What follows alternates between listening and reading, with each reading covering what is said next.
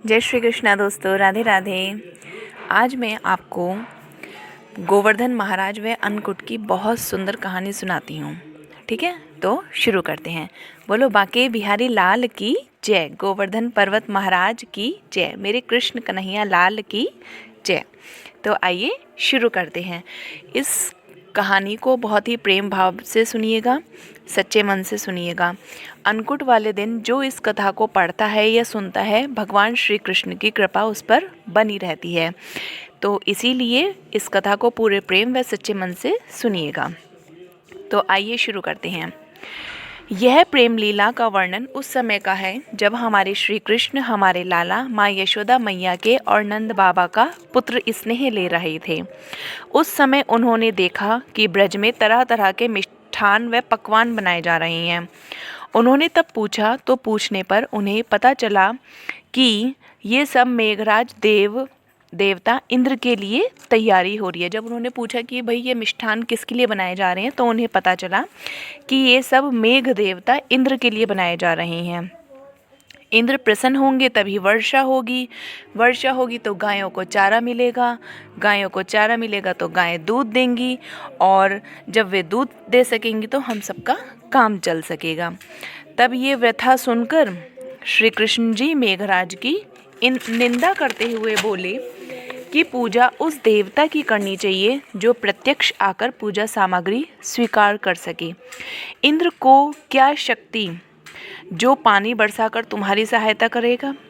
इससे तो शक्तिशाली ये गोवर्धन पर्वत है जो इस वर्षा का मूल कारक है।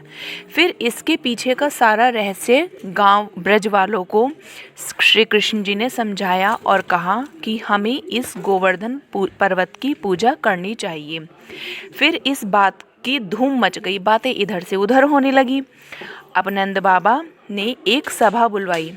नंद बाबा ने सबके सामने पूछा कि इनकी पूजा से तो चौमासे के सुंदर दिन आएंगे, उत्पीड़न समाप्त होगा, हमें गोवर्धन की पूजा से क्या लाभ होगा भला? अब तुम ही बताओ ये बात, ये सारा वृत्तांत तुम ही समझाओ। अब श्री कृष्ण जी ने गोवर्धन महाराज की बहुत प्रशंसा करते हुए कहा कि इससे हम सबका एकमात्र सहारा सिद्ध है। अब बातों के प्रभाव से श्री कृष्ण जी की बातों से समस्त ब्रजमंडल सहमत हो गया।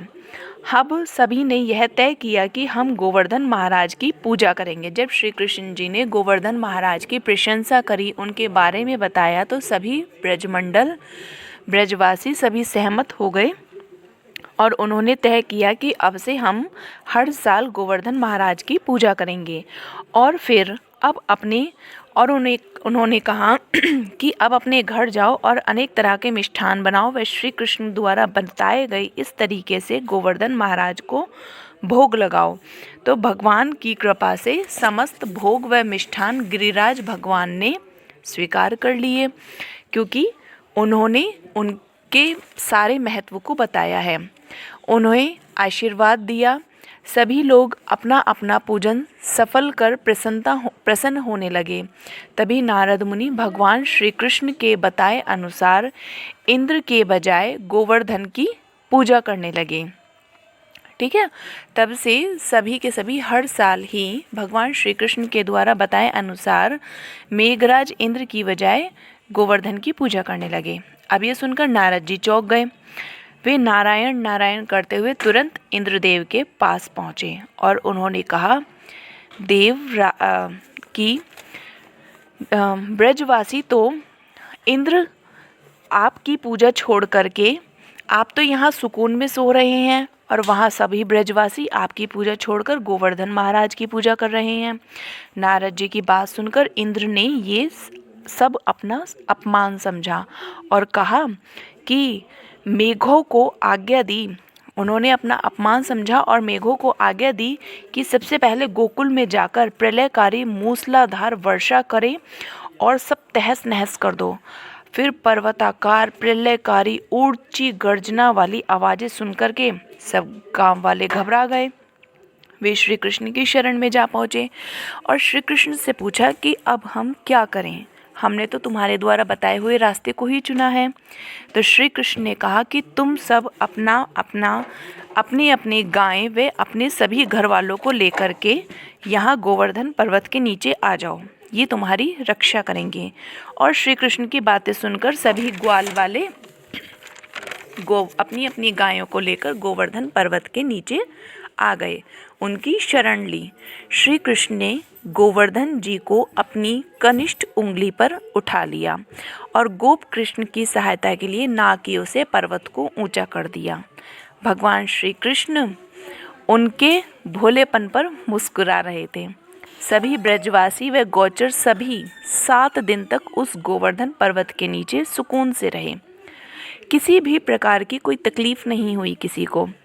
इंद्र ने पूरा जोड़ लगा लिया पर ब्रजवासी का कुछ नहीं बिगाड़ पाया।